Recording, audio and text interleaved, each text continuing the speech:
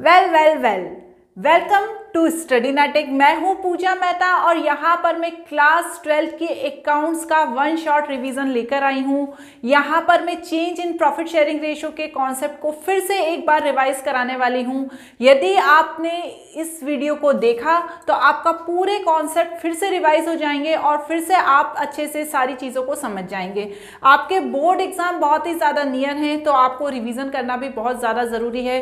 खास तौर से सभी कॉन्सेप्ट को रिवाइज करना बहुत ज़रूरी है। साथ ही साथ प्रैक्टिकल प्रॉब्लम्स के भी सॉल्यूशंस करते रहिए।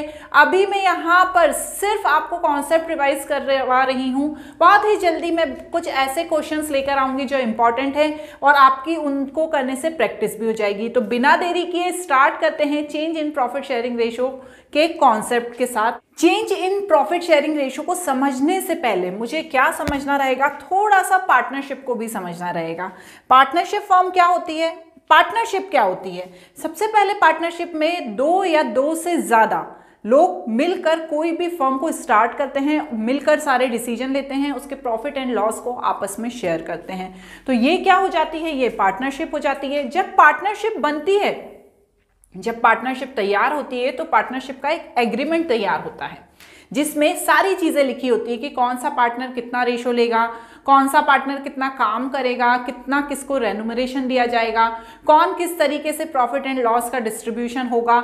ये सारी चीज़ें किस में लिखी जाती है, पार्टनरशिप एग्रीमेंट में लिखी जाती है। ये तो आपको पता ही है। जब पार्टनरशिप एग्रीमेंट तैयार हो जाता है उसके बाद क्या होता है, जब पार्टनरशिप एग्रीमेंट तैयार हो जाता है कभी कभी कुछ चेंजेस ऐसे रहते हैं जो पार्टनरशिप फर्म में होने पड़ते हैं, होना ज़रूरी होता है। जब पार्टनरशिप फर्म में किसी तरह का कोई चेंजेस होता है तो जो पार्टनरशिप एग्रीमेंट है, ठीक है ना, जब पार्टनरशिप फर्म में किसी तरह का कोई चेंजेस होता है तो जो पार्टनरशिप डीड है या पार्टनरशिप एग्रीमेंट है, पार्टनरशिप डीड या पार्टनरशिप एग्रीमेंट, ठीक है ना, दोनों ही बोल सकते हैं, इसमें चेंज होता है, ठीक है ना, इसमें चेंज होता है। जब इसमें चेंज होता है तो उसे क्या बोला जाता है, उसे कहा जाता है रिकॉन्स्टिट्यूशन ऑफ फर्म, ठीक है। रिकॉन्स्टिट्यूशन ऑफ फर्म मतलब फर्म का जो पार्टनरशिप एग्रीमेंट है वो फिर से बनाया जा रहा है, फिर से बनाया जा रहा है। अब किन किन कारणों से फिर से बनाया जाता है, सबसे पहला कारण होता है change in profit sharing ratio among the partners. यदि पार्टनर्स अपना प्रॉफिट शेयरिंग रेशो चेंज करना चाहते हैं, सपोज वो पहले 3:2 में लेते थे, अब वो आपस में 1:1 में या इक्वली या 2:1 में लेना चाहते हैं, तो उस स्थिति में क्या होता है, रिकॉन्स्टिट्यूशन ऑफ फर्म होता है। सेकंड, यदि किसी नए पार्टनर का एडमिशन होता है तब रिकॉन्स्टिट्यूशन ऑफ फर्म होता है, रिटायरमेंट होता है तब होता है, डेथ होती है, या अमालगेमेशन ऑफ 2 और मोर पार्टनरशिप फर्म, जब दो या दो से ज़्यादा फर्म मिलकर एक फर्म बन जाती है तब भी क्या होता है, रिकॉन्स्टिट्यूशन ऑफ फर्म होता है। मतलब जो पार्टनरशिप एग्रीमेंट है उसमें चेंज किया जाता है, उसे फिर से बनाया जाता है। पुराना एग्रीमेंट खत्म हो जाता है और नया एग्रीमेंट फिर से बनाया जाता है, उसे रिकॉन्स्टिट्यूशन ऑफ फर्म कहते हैं। अब यहाँ पर अभी हम जो इस वीडियो में समझने वाले हैं, जो हमारा पहला कॉन्सेप्ट है, जो हमारा ये चैप्टर है change in profit sharing ratio among the partners, इसे हम समझने वाले हैं कि यदि प्रॉफिट शेयरिंग रेशो में चेंज होता है तो पार्टनर्स क्या करते हैं। तो देखिए, सपोज दो पार्टनर होते हैं या दो से ज़्यादा पार्टनर होते हैं, उनके बीच कोई बात हो जाती है या उनका जो पुराना रेशो है उसे वो चेंज करके नया रेशो बनाना चाहते हैं। सपोज वो 3:2 रेशो लेते थे, क्या लेते थे, 3:2 रेशो लेते थे, ठीक है। अब वो दोनों ए और बी थे, अब ए और बी में से ए ज़्यादा लेता था, बी कम लेता था, लेकिन काम दोनों इक्वली करते थे। तो भैया बी ने बोला तुम तो ज़्यादा रेशो लेते हो, तुम 3 भाग लेते हो, मुझे 2 भाग ही देते हो, अब हम जो रेशो है वो 1:1 लेंगे। अब ए को भी लगता है बी तो बात सही कह रहा है, उसको क्यों कम मिले, तो वो भी एग्री हो जाता है। अब ऐसी स्थिति में जो पुराना पार्टनरशिप डीड बनी है वो 3:2 की बनी है, अब उसे चेंज करके 1:1 की बनाई जाती है, ठीक है ना। तो यही होता है change in profit sharing ratio among the existing partner. वही चीज यहाँ पर लिखी हुई है द एग्जिस्टिंग पार्टनर्स में agree to share profit and loss the ratio that is different from the earlier agreed ratio, ठीक है ना। वही चीज यहाँ पर लिखी हुई है थ्योरी फॉर्म में। अब जैसे हम एक एग्जाम्पल भी दे देती हूँ मैं यहाँ पर आपको, कि जैसे दो ये हैं अमित और अरुण है, जो पहले रेशो लेते थे 3:2, लेकिन उन्होंने फ्यूचर में बोला कि अब वो इक्वली लेंगे। ठीक है, इसके लिए उन्होंने क्या किया, जो पुरानी पार्टनरशिप एग्रीमेंट था उसे चेंज किया और नया पार्टनरशिप एग्रीमेंट बनाया, मतलब रिकॉन्स्टिट्यूशन ऑफ फर्म किया। अब ऐसी स्थिति में क्या निकालना होगा, देखो पहले क्या लेते थे, 3:2 लेते थे, अब 1:1 लेंगे। इक्वली का मतलब क्या होता है, 1:1 लेंगे। तो अब जो 3:2 है, इसमें से जो ये पार्टनर है, इसमें क्या नाम लिखा है, अमित और अरुण। अब इसमें से एक ना एक पार्टनर को तो कम पैसा मिलेगा, एक ना एक को तो ज्यादा मिलेगा। ठीक है ना, तो यहां पर तो हमें समझ में आ रहा है कि अमित को कम मिलेगा और अरुण को वो ज्यादा मिलने लगेगा, मतलब दोनों को बराबर मिलने लगेगा। लेकिन हमें change in profit sharing ratio में कौन सेक्रीफाइसिंग पार्टनर है और कौन गेनिंग पार्टनर है, ये दो चीजें इंपॉर्टेंट होती है change in profit sharing ratio में, sacrificing partner and gaining partner. तो हमें यहाँ पर ऐसे अंदाजे नहीं लगाने हैं कि अमित गेनिंग पार्टनर है, अमित सेक्रीफाइसिंग पार्टनर है सॉरी, और अरुण गेनिंग पार्टनर है। इसे हमें प्रॉपर निकालना पड़ेगा। तो हम कैसे निकालेंगे, यहाँ पर ध्यान से देखिएगा, यहाँ पर हम निकालेंगे सेक्रीफाइस्ड और gain profit share of each partner calculated as follows. Sacrificing और गेनिंग प्रॉफिट शेयर, सबसे पहले क्या लिखेंगे, सेक्रीफाइसिंग या गेनिंग प्रॉफिट शेयर लिखेंगे, मतलब निकालना है, क्योंकि हमें old profit share minus new profit share. सबसे ज्यादा ध्यान रखिएगा, सबसे पहले 1 नंबर पे आएगा old profit share, new profit share मत कर देना, पहले आएगा ओल्ड प्रॉफिट शेयर, फिर उसमें से हम माइनस करेंगे न्यू प्रॉफिट शेयर। अब यहाँ पर ओल्ड प्रॉफिट शेयर कितना है, हमारा रेशो क्या था ओल्ड वाला, 3:2, मतलब 3/5 एंड 2/5। तो ओल्ड किसका है, ये पहला वाला कौन था, अमित, तो 3/5 किसका है, अमित का है। अब जो नया प्रॉफिट शेयर है वो कितना है, 1:1, मतलब 1/2 एंड 1/2, इस पेन से दिख रहा है ना आपको 1/2। तो हम क्या करेंगे, जो ओल्ड प्रॉफिट शेयर है, मतलब 3/5 में से 1/2 को माइनस करेंगे, उसका एलसीएम लेंगे और हमारा जो रेशो आएगा ये 1 में आएगा, 1/10। ठीक है, 1/10।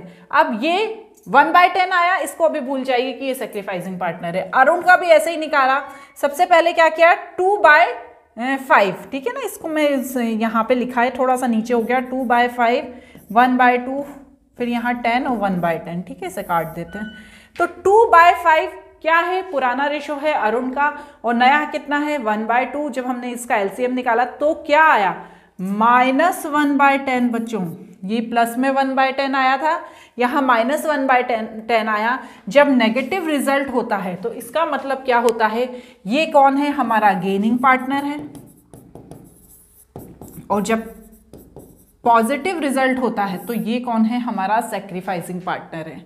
तो ये चीज़ को आपको ध्यान रखना है कि यदि आपका देखिए -5 तो 5 बड़ा है, तो -1/10 आया, तो ये मेरा गेनिंग पार्टनर है और ये मेरा सेक्रीफाइसिंग पार्टनर है। तो मुझे पता चल गया कि जो अमित है वो सेक्रीफाइसिंग पार्टनर है और जो अरुण है वो गेनिंग पार्टनर है।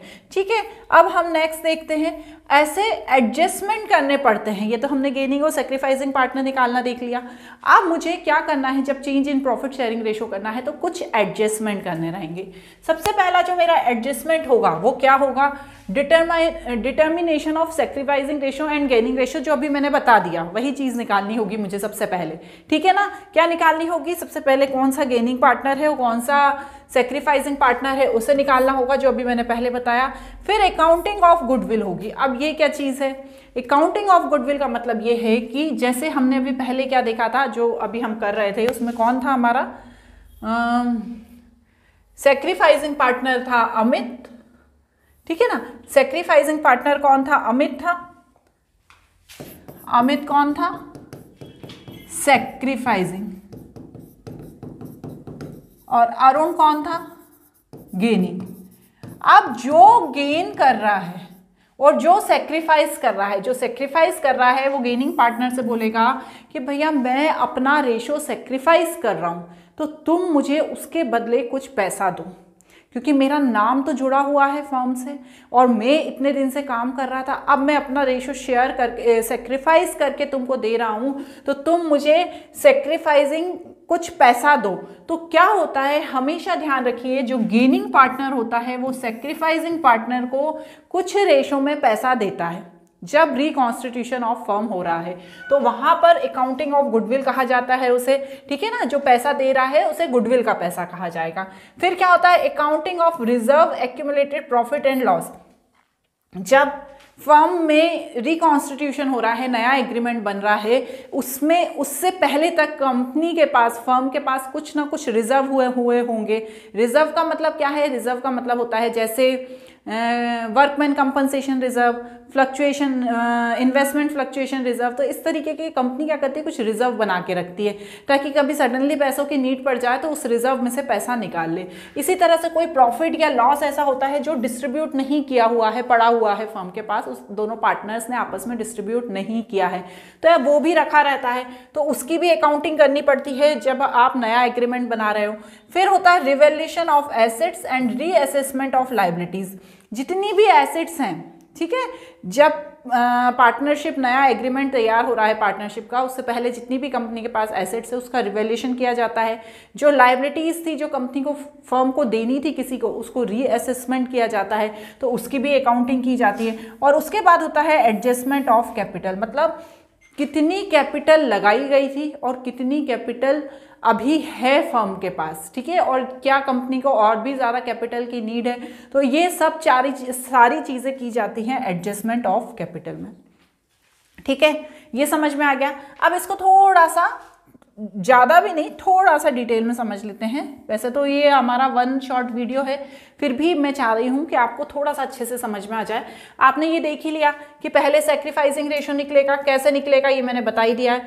फिर क्या होगा, गेनिंग रेशो निकालेंगे, वो भी हमें पता है, देखो वही लिखा है ना, फॉर्मूला लिखा हुआ है यहाँ पर। ये सैक्रिफाइसिंग प्रॉफिट शेयर का, सैक्रिफाइसिंग में क्या होता है, हमेशा पहले ओल्ड प्रॉफिट शेयर आता है, फिर न्यू प्रॉफिट शेयर आता है। और गेनिंग में क्या होता है, गेनिंग में इसका उल्टा होता है, सबसे पहले क्या आता है, सबसे पहले आता है न्यू प्रॉफिट शेयर और फिर ओल्ड प्रॉफिट शेयर आता है। ये दोनों चीज़ें आप नोट कर लेना, यदि आप 1 शॉट में ही पढ़ रहे हो तो ये दोनों चीज़ें नोट कर लेना कि जो सैक्रिफाइसिंग में पहले ओल्ड प्रॉफिट शेयर आता है, फिर माइनस न्यू प्रॉफिट शेयर होता है, इसमें पहले न्यू प्रॉफिट शेयर होता है, फिर माइनस ओल्ड प्रॉफिट शेयर होता है, ठीक है ना। वही चीज़ थ्योरी के फॉर्म में यहाँ पर लिखी हुई है। इसमें एक एग्जाम्पल भी दिया है मैंने, क्या एग्जाम्पल दिया है, ध्यान से देखिएगा। ये एग्जाम्पल कह रहा है कि ललित, मुकुल एंड चेतन कौन है, पार्टनर्स हैं, ठीक है, कलर चेंज कर लेती हूँ। ललित, मुकुल और चेतन पार्टनर्स हैं, वो profit and loss equally share करते हैं। इक्वली का क्या मतलब हो गया बच्चों, 1:1, ठीक है, मतलब 1/3 रेशो 1/3 रेशो 1/3, ठीक है ना। मतलब ललित को भी 1/3 मिलता है, मुकुल को भी 1/3 मिलता है और चेतन को भी 1/3 मिलता है। ये तीनों ऐसा शेयर करते हैं। अब ये डिसाइड करते हैं कि जो चेतन है, ठीक है, ये जो थर्ड वाला पार्टनर है, उसे 1/5 मिलेगा। चेतन को कितना मिलेगा, 1/5 मिलेगा। अब यहाँ पर न्यू प्रॉफिट शेयरिंग रेशो निकालना है, sacrificing and gaining of partners, मतलब किसने सेक्रीफाइस किया, किसने गेन किया, ये भी निकालना है। यहाँ पर मैंने इसका सॉल्यूशन मतलब दे ही दिया है, इसको समझ लो। नया प्रॉफिट शेयर हमने यहाँ पर एज्यूम कर लिया है, क्या एज्यूम कर लिया है कि नया प्रॉफिट शेयर है 1, ठीक है, हमने क्या एज्यूम कर लिया कि नया प्रॉफिट शेयर है 1 और चेतन को कितना मिल रहा है, 1/5। अब कैसे निकालेंगे, 1 हमारा, हमने एज्यूम कर लिया कि 1 है हमारा नया प्रॉफिट शेयरिंग रेशो और चेतन को मिल रहा है 1/5। तो मैं क्या करूंगी, जो 1 है उसमें से 1/5 को माइनस कर दूंगी, ठीक है। तो मेरे पास जब मैं एलसीएम निकालूंगा, एलसीएम निकालेंगे ना, 1 में से 1/5 माइनस किया तो 5 माइनस 1 4/5। तो ये जो मैंने जब एलसीएम निकाला तो 4/5 आया। तो ललित और मुकुल दोनों को कितना मिलेगा, 4/5, ठीक है, क्योंकि हमने से 1/5 तो हमें पता ही है कि चेतन को मिलेगा। जब हमने माइनस किया तो 4/5 आया। अब 4/5 का आधा आधा, ठीक है, दोनों को आधा आधा, क्योंकि इक्वली मिल रहा है, उनको तो शुरू से इक्वली मिल रहा है। तो आधा आधा किसको मिल जाएगा, पहला ललित को और दूसरा मुकुल को। तो जब 1:1 करा तो 1/2 हो गया, 1/2 हो गया। तो यहाँ पर 4/5 का आधा मिला 4/10 किसको, ललित को, और 4/5 का आधा मिला 4/10 किसको, मुकुल को। तो यहाँ पर क्या रेशो आ गया, 4/10 एंड 1/5 हमको पता ही है। जब हम इसे शॉर्ट फॉर्म में करेंगे तो 2:2:1 आ गया, मतलब 2/5 रेशो 2/5 रेशो 1/5। तो 1/5 तो चेतन का है ही और जो ललित और मुकुल हैं उनके 2/5 हो गए। क्लियर हो गया। अब इसमें ये तो हमने क्या निकाल लिया, ये तो हमारा निकल गया प्रॉफिट शेयरिंग रेशो। अब साथ ही साथ ये लोग बोल रहे हैं कि आप हमें सेक्रीफाइसिंग भी बताओ, तो सेक्रीफाइसिंग प्रॉफिट शेयर निकालने के लिए पुराना शेयर और नए शेयर को माइनस कर देंगे। तो ललित का पुराना शेयर कितना है, 1/3 है, हमने निकाला था ना अभी, 1:1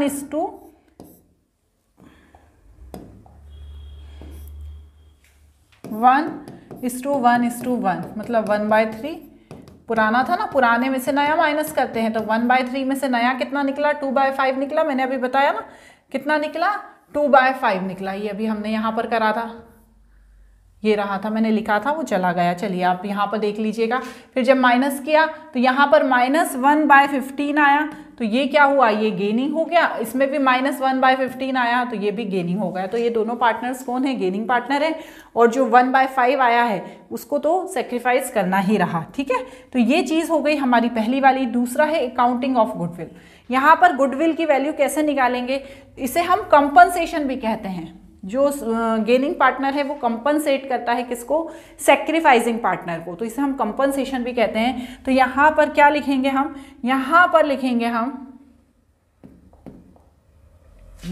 लिखेंगे ये वाला formula, amount of compensation payable value of firm goodwill into gain profit share. ठीक है ना, तो जो फर्म की गुडविल है उसमें जो गेनिंग प्रॉफिट शेयर है उसका इंटू कर देंगे तो हमें पता चल जाएगा कि कंपनसेट कितना करना है। तो देखिए यहाँ पर एक छोटी सी चीज़ यही लिखी हुई है कि एक एग्जाम्पल दिया हुआ है, उसे समझ लेना अच्छे से, कि धर्म एंड करम आर पार्टनर्स, उनका जो रेशियो था वो 3:2 था और इक्वली फ्यूचर में करेंगे। अब क्या है यहाँ पर क्लियर दिया है कि धर्म विल लूज वाइल करम विल गेन 1/10। ठीक है ना, तो जो धर्म है उसको 1/10 लूज कर देगा, क्योंकि करम है वो 1/10 गेन करेंगे। तो Karam should compensate Dharam to his gain profit share that is 1 share, क्योंकि गेन उसको कितने का हो रहा है, 1/10। देखिए यहाँ पे तो गेन लिखा हुआ है 1/10, पर जरूरी नहीं है कि एग्जाम में लिखा हो, आपको निकालना भी होगा। ये तो सिर्फ एक मैं मेथड बता रही हूँ। कई तरीकों से ये क्वेश्चन पूछे जा सकते हैं, आपने बुक में किए ही होंगे प्रैक्टिकल प्रॉब्लम्स के सॉल्यूशन। कई तरीकों से ये क्वेश्चंस पूछे जा सकते हैं। तो यहाँ पर देखिए 50,000 क्या लिखा है, वैल्यू ऑफ गुडविल लिखी है। ठीक है, करम के 5,000 निकले कैसे, 50,000 इंटू 1/10, हमने वही फॉर्मूला लगाया ना कंपनसेट करने वाला। तो 50,000 इंटू 1/10, क्योंकि 1/10 क्या है, गेनिंग रेशो है। तो 1/10 करा, 5,000 आ गया, तो 5,000 रुपीज कंपनसेट कर देगा कौन, गेनिंग पार्टनर सेक्रीफाइसिंग पार्टनर को। ठीक है, समझ में आ गई बात। चलिए मैडम समझ में आ गई। अब ये तो एंट्री लिखी हुई है, आप इसे नोट कर लेना कि यदि फ्लक्चुएटिंग कैपिटल है तो ये एंट्री होगी, फिक्स कैपिटल है तो ये एंट्री होगी। ठीक है ना, उसमें कुछ भी नहीं है।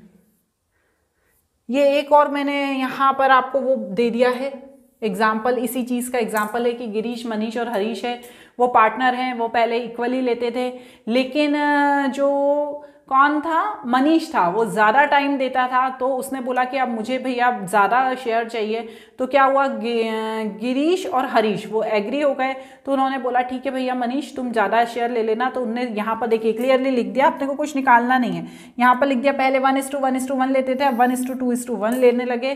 तो उन्होंने कहा ठीक है। तो अब क्या हुआ कि जो वो 2 लेने लगा वो क्या करेगा, A1 मतलब गिरीश को और हरीश को दोनों को क्या करेगा, कंपनसेट करेगा। तो यहाँ पर वही चीज़ है। अब यहाँ पर लास्ट 5 ईयर का दिया हुआ है, तो आपको क्या करना है, ये 5 ईयर का प्रॉफिट दिया हुआ है। तो हमें यहाँ पर क्या करना है, 5 ईयर का प्रॉफिट करने के लिए इन सबको प्लस करके डिवाइडेड बाय 5 करके क्या निकाल लेना है, एवरेज प्रॉफिट निकाल लेना है।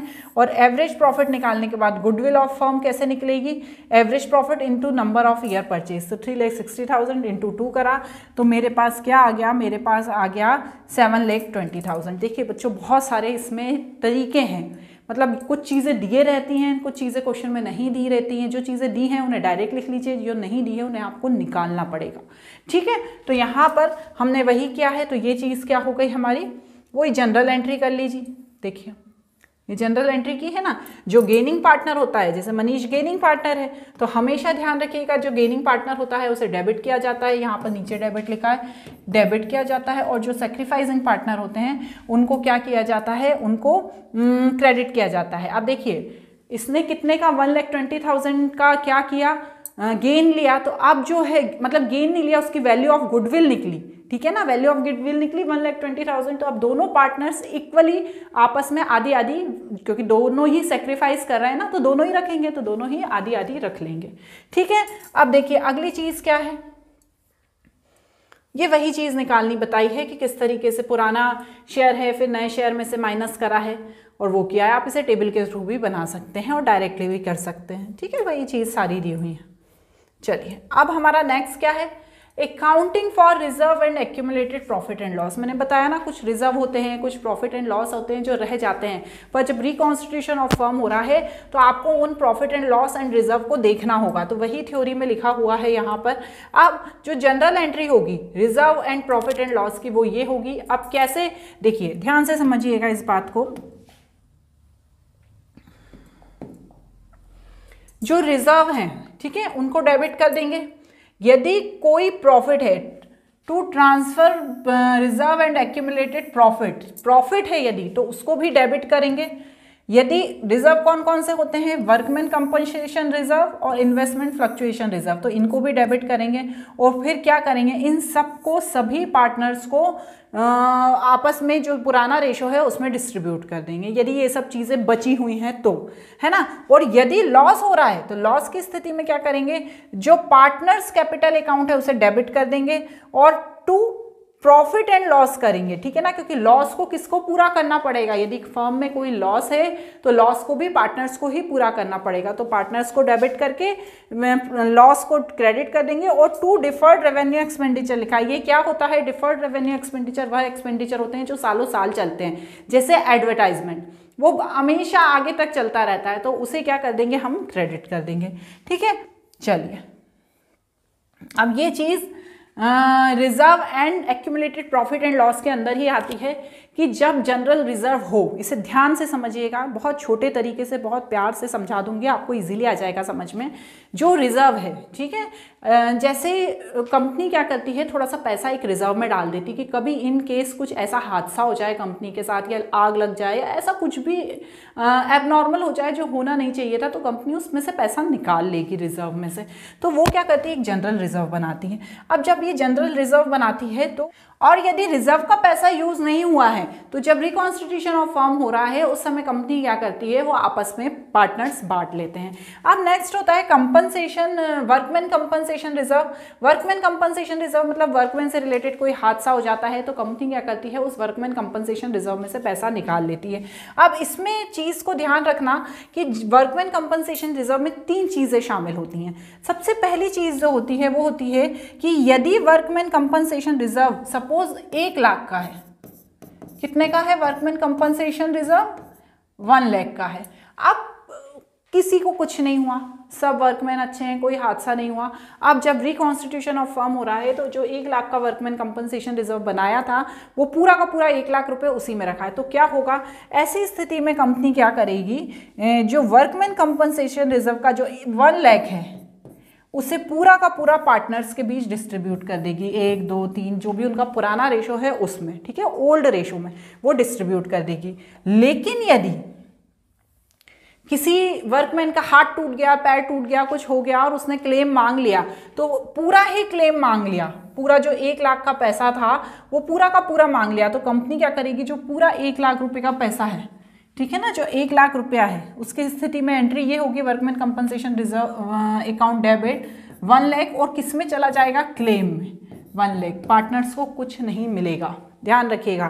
थर्ड कंडीशन क्या बनेगी कि जब थोड़ा पैसा रिजर्व का किस में चला गया, क्लेम में चला गया, लेकिन थोड़ा पैसा बच गया, तो ऐसी स्थिति में क्या एंट्री बनेगी, ऐसी स्थिति में ये एंट्री बनेगी कि जो रिजर्व है 1 लाख का, सपोज क्लेम में चला गया 50,000 और बचा हुआ जो 50,000 है वो पार्टनर्स अपने ओल्ड प्रॉफिट शेयरिंग रेशो में डिस्ट्रीब्यूट कर लेंगे। ठीक है ना, तो बस यही चीज है यहाँ पर। नेक्स्ट क्या है, यदि वर्कमैन कंपनसेशन रिजर्व, ये चीज ध्यान से समझिएगा, यदि वर्कमैन कंपनसेशन रिजर्व जो है वो 1 लाख का है, नीड पड़ गई 1,20,000 की, किसी को ज्यादा चोट आ गई, 1,20,000 की नीड आ गई, वर्कमैन कंपनसेशन रिजर्व कितने का है, 1 लाख का। अब जब 20,000 ज्यादा की नीड आ गई तो उसे हम कहाँ से लेंगे, रिवैल्यूएशन अकाउंट से, तो यहाँ पर मैं 20,000 लिख दूंगी। क्लेम कितने का हो गया, यहाँ पर देखिए, यहाँ पर वर्कमैन कंपनसेशन क्लेम कितने का हो गया, 1,20,000 का। अब ये 20,000 कहाँ से आए, ये 20,000 पार्टनर्स ने अपनी जेब में से दिए हैं। तो अब जब वो रिवैल्यूएशन अकाउंट के थ्रू जेब में से देंगे तो उनकी एंट्री करनी पड़ेगी। क्या एंट्री करनी पड़ेगी कि partners capital account debit to revaluation account. तो यहां पर कितने की एंट्री होगी, 20,000 की। समझ में आ गई ना, क्योंकि 20,000 रुपीज ज्यादा लाए हैं। इसी तरह से इन्वेस्टमेंट फ्लक्चुएशन रिजर्व होता है। इन्वेस्टमेंट फ्लक्चुएशन रिजर्व में वही चीज़ होती है। इन्वेस्टमेंट फ्लक्चुएशन रिजर्व का क्या मतलब है, जैसे हमने कोई बिल्डिंग खरीदी, ठीक है, हमारी बिल्डिंग थी 50 लाख की। अब उसको जब हमने सेल करा, या उसकी जो उस समय वैल्यू थी वो 50 लाख से ज़्यादा भी हो सकती है, 50 लाख से कम भी हो सकती है, या 50 लाख भी हो सकती है।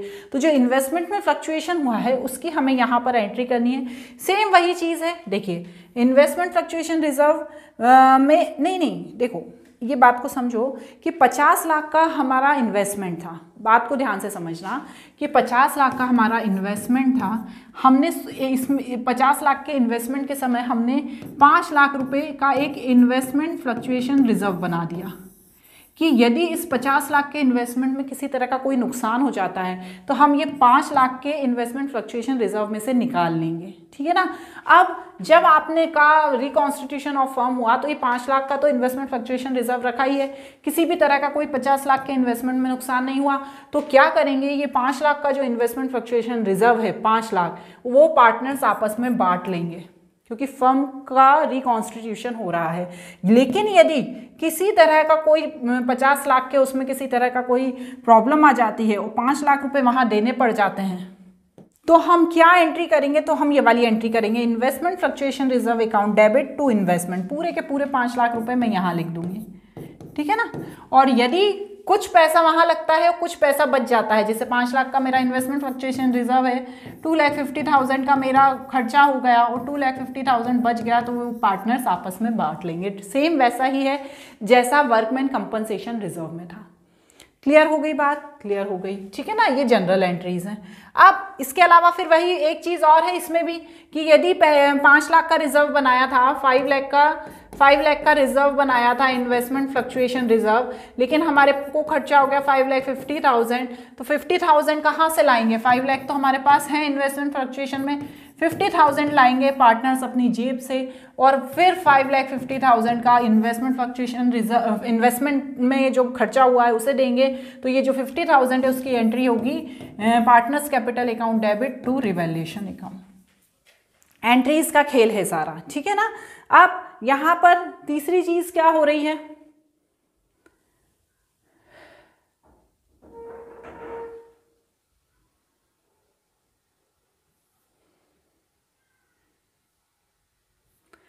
अब यही चीज मैंने दोबारा हो गई है, ये कुछ भी नहीं है, इसको छोड़ दो, ठीक है ना। वही चीज दोबारा लिख दी है। अब नेक्स्ट क्या है, डिफर्ड रेवेन्यू एक्सपेंसेस। डिफर्ड मैंने बताया ना क्या होते हैं डिफर्ड रेवेन्यू, मतलब एडवर्टाइजमेंट के एक्सपेंसेस। तो डिफर्ड रेवेन्यू एक्सपेंसेस की क्या एंट्री होती है, partners capital account debit to deferred revenue expenses. इसकी एक ही एंट्री होती है, इसमें ज़्यादा दिमाग लगाने की जरूरत नहीं होती है, तो इसको आप ये नोट कर लेना, ठीक है। अब इसमें नेक्स्ट होता है revaluation of assets and reassessment of liability. मैंने बताया ना कि जब change in profit sharing ratio हो रहा है तो रिकॉन्स्टिट्यूशन ऑफ फर्म हो रहा है। जब रिकॉन्स्टिट्यूशन ऑफ फर्म हो रहा है तो क्या होगा, जितनी भी एसेट्स हैं उनका रिवैल्यूएशन होगा और जितने भी लायबिलिटी हैं उनका रीअसेसमेंट होगा। वही चीज लिखी हुई है कि कौन सी एसेट्स है जिसकी वैल्यू बढ़ गई, कौन सी एसेट्स है जिसकी वैल्यू घट गई, कौन सी लायबिलिटी है जिसका पेमेंट बहुत ज़्यादा करना है, कौन सी लायबिलिटी है जिसका पेमेंट हो चुका है। तो ये सब हमें देखना पड़ेगा। तो वही चीज़ यहाँ पर देखते हैं। तो पहली कंडीशन क्या कह रही है, when revised value of assets and liability to be recorded. जब रिकॉन्स्टिट्यूशन ऑफ फर्म हो रहा है उसी समय आप सारा हिसाब किताब करना चाह रहे हो, ठीक है ना, कि रिकॉन्स्टिट्यूशन हो रहा है, अब जितनी भी एसेट्स हैं जितनी भी लायबिलिटी हैं उन सबको अपन सेटल कर लेते हैं। तो उस समय क्या करेंगे, जब क्वेश्चन में दिया होगा when revised value of assets and liabilities are to be recorded, तो एक चीज़ ध्यान रखिएगा, ऐसी स्थिति में जब हमें रिकॉर्ड करना है, ऐसी स्थिति में एक अकाउंट बनेगा रिवैल्यूएशन अकाउंट, जिसे profit and loss adjustment account भी कहते हैं। इसका यहाँ पर देखिए मैंने फॉर्मेट दिया हुआ है, बुक में भी दिया है। जितनी भी एसेट्स हैं, ठीक है, जो हमारी रिवैल्यूएशन, जैसे जो हमारी लाइबिलिटीज़ हैं, जो हमारी अनरिकॉर्डेड लाइबिलिटीज़ हैं, जो हमारा रेम्यूनरेशन है जो पार्टनर्स को पे करना है, कोई कैश या बैंक है तो वो सब डेबिट में आएगा। यहाँ पर जो एसेट्स हैं उनकी जो वैल्यू में इंक्रीज हुआ है उसे यहाँ पर माइनस करेंगे। ठीक है, ये चीज़ ध्यान रखिएगा, इसको तो आपको ध्यान से समझना पड़ेगा। यदि कोई वैल्यू में डिक्रीज हुआ है तो डेबिट में आएगा, यदि कोई एसेट्स की वैल्यू में इंक्रीज हुआ है तो वो क्रेडिट में आएगा जब माइनस करेंगे। यदि यही इसी तरह से लाइबिलिटी है, यदि उसमें किसी तरह का इंक्रीज हुआ है तो उसे माइनस करेंगे, लेकिन यदि डिक्रीज हुआ है तो यहाँ पर लिखकर उसे माइनस करेंगे। ठीक है, यदि कोई अनरिकॉर्डेड लाइबिलिटी है जिन्हें रिकॉर्ड नहीं किया है उन्हें यहाँ लिखेंगे, यदि कोई अनरिकॉर्डेड एसेट्स हैं तो उन्हें क्रेडिट में लिखेंगे। यदि पार्टनर्स का कोई रेम्यूनरेशन उन्होंने, क्या होता है जब रिकॉन्स्टिट्यूशन होता है ना फर्म का तो बहुत सारे काम होते हैं। अब काम होते हैं, या तो फर्म क्या करती है बाहर किसी से काम करा ले, या तो कंपनी का कोई पार्टनर कहता है यार तुम रहने दो, बाहर वाले को पैसा दोगे तुम मुझे दे दो, मैं सारा काम कर देता हूँ। तो जो उसको वो काम करता है तो उसके लिए उसको पैसा दिया जाता है जिससे रेम्यूनरेशन कहा जाता है। उसके बाद कैश या बैंक में कोई एक्सपेंसेस होते हैं तो वो दिए जाते हैं। और ये सब लिखने के बाद यहाँ पर हम क्या करते हैं, आखिरी में देख लेते हैं कि क्या गेन आया है। यदि गेन आता है तो डेबिट में लिखते हैं, और यदि लॉस आता है तो रिवैल्यूएशन के क्रेडिट में लिखते हैं। और इन्हीं के थ्रू ये जो हमने रिवैल्यूएशन अकाउंट बनाया है ना, इसी के थ्रू हम ये सारी अकाउंटिंग एंट्रीज पास करते हैं। कुछ भी अकाउंटिंग एंट्रीज नहीं है, जो हमने अभी जनरल एंट्री बनाई है उसी के थ्रू ये एंट्री, ये जनरल नहीं सॉरी, हमने जो अभी अकाउंट बनाया है रिवैल्यूएशन अकाउंट, उन्हीं के थ्रू ये सारी जनरल एंट्री पास करनी है। ठीक है, आप इसे नोट डाउन कर लेना, नोट करने की ज़रूरत ही नहीं है। जो चीज़ टू में है वो क्रेडिट में आ जाएगी, जो चीज़ बाय में है वो डेबिट में आ जाएगी, इतना तो ईजी है। ठीक है, अब वही लिखा है expenses of reconstitution of firm, expenses में be incurred of the firm give effect to the change in profit sharing ratio. ठीक है ना, बहुत सारी चीज़ें ऐसी होती हैं जिसका हमें पेमेंट करना होता है, क्योंकि रिकॉन्स्टिट्यूशन ऑफ फर्म बहुत ईजी काम नहीं है, बहुत सारी चीज़ों में खर्चे होते हैं, तो उन खर्चों को भी रिकॉर्ड किया जाता है। ठीक है ना, उसकी एंट्री लिखी हुई है यहाँ पर, आप पॉज करके नोट लिख कर लेना। अब हमारा जो आता है सेकेंड, सबसे इसी का important part, when revised value of the assets and liability are not to be recorded. वो चाह रहे हैं फर्म का रिकॉन्स्टिट्यूशन कर रहे हैं लेकिन वो रिकॉर्ड नहीं करना चाह रहे हैं, रिवाइज्ड वैल्यू को वो रिकॉर्ड नहीं करना चाह रहे हैं। तो ऐसी स्थिति में क्या होगा, रिवैल्यूएशन अकाउंट नहीं बनेगा। ध्यान रखिएगा, जब रिकॉर्ड नहीं करना चाह रहे हैं ऐसी स्थिति में नहीं बनेगा रिवैल्यूएशन अकाउंट। क्या बनेगा, बनेगा ये 3 स्टेप के थ्रू। पहली स्टेप में क्या होगा, नेट इफेक्ट निकलेगा। ठीक है, ध्यान रखिएगा, calculation of the net effect of revaluation. यहाँ पर रिवैल्यूएशन अकाउंट नहीं बना रहे हैं लेकिन हम एसेट्स और लाइबिलिटीज का नेट इफेक्ट देख रहे हैं। जो एसेट्स की वैल्यू इंक्रीज हुई है उसमें ऐड क्या करना है, जो लाइबिलिटी की वैल्यू डिक्रीज हुई है, फिर लेस क्या करना है, जो एसेट्स की वैल्यू डिक्रीज हुई है, और फिर जो लाइबिलिटी की वैल्यू इंक्रीज हुई है। इस तरीके से कैलकुलेशन करने के बाद हमारे पास क्या आ जाएगा, नेट इफेक्ट ऑफ रिवैल्यूएशन। ठीक है ना, ये सारे कैलकुलेशन करने के पास मेरे पास आ जाएगा नेट इफेक्ट ऑफ रिवैल्यूएशन। ये हम कब निकाल रहे हैं, जब हम जो एसेट्स हैं और जो लाइबिलिटीज़ हैं उनकी वैल्यू को रिकॉर्ड नहीं करना चाहते हैं, तब हम निकाल रहे हैं नेट इफेक्ट। ये क्वेश्चन में दिया रहेगा कि आपको रिकॉर्ड करना है कि नहीं करना है। उसके बाद स्टेप 2 क्या होगी, हमें नया प्रॉफिट शेयरिंग, पुराना प्रॉफिट शेयरिंग और सेक्रीफाइसिंग प्रॉफिट शेयरिंग निकालना होगा। इसके क्वेश्चंस हैं बुक में। और थर्ड होगा, हमें प्रोपोर्शनेट निकालना पड़ेगा। किसका, गेनिंग पार्टनर का और सेक्रीफाइसिंग पार्टनर का। कैसे निकालेंगे, गेनिंग पार्टनर का निकालेंगे gain profit share into net effect of revaluation, जो हमने नेट इफेक्ट निकाला स्टेप 1 में। फिर सेक्रीफाइसिंग पार्टनर का sacrificing profit into net effect of revaluation. और फिर क्या करना है, ये सब निकालने के बाद मुझे करनी है जनरल एंट्री।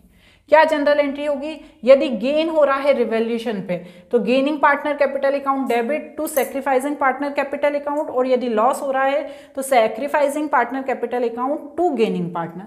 तो यहाँ पर रिवैल्यूएशन अकाउंट नहीं बनेगा, सिर्फ यहाँ पर नेट इफेक्ट निकाल के ये जनरल एंट्री होगी। ठीक है, अब इसका लास्ट वाला क्या है, एडजस्टमेंट ऑफ कैपिटल। क्या होता है ना, जब रिकॉन्स्टिट्यूशन ऑफ फर्म होता है जो कैपिटल है उसका भी एडजस्टमेंट किया जाता है।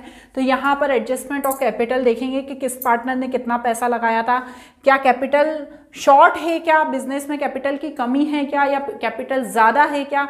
ऐसा तो नहीं है किसी पार्टनर ने ज़्यादा कैपिटल लगाई थी, किसी ने कम लगाई थी, तो उनका एडजस्टमेंट करना ज़रूरी होता है रिकॉन्स्टिट्यूशन ऑफ फर्म करने से पहले। इसमें कुछ भी नहीं है, सिर्फ जनरल एंट्रीज पास करनी है। यदि शॉर्टेज ऑफ कैपिटल है तो क्या होगा, बैंक अकाउंट डेबिट जिसकी तरफ से शॉर्टेज है, ठीक है ना। सपोज बी है, उसकी तरफ से कम है कैपिटल, तो हम उसके अकाउंट को डेबिट करके कंसर्न पार्टनर कैपिटल अकाउंट उससे कैपिटल ले लेंगे। लेकिन यदि सरप्लस है उस किसी के पार्टनर की कैपिटल का, तो हम concern partner capital account debit to bank account कर देंगे, तो उसको हम जो सरप्लस है उसे हम दे देंगे। तो इस तरीके से जनरल एंट्री होती है। देखिए फिनिश हो गया ये हमारा चैप्टर, ठीक है। मैंने पूरा रिवीजन बहुत अच्छे से करा दिया है, change in profit sharing ratio का सारे कॉन्सेप्ट समझा दिए हैं। यदि वीडियो अच्छा लग रहा है तो प्लीज़ इसे मेरे चैनल को सब्सक्राइब ज़रूर कर देना। मेरा टेलीग्राम चैनल है जिसमें मैं इसका ही थ्योरी पार्ट दे दूँगी, तो आप वहाँ से उसे डाउनलोड कर लेना। आज के लिए इतना ही, बाय बाय।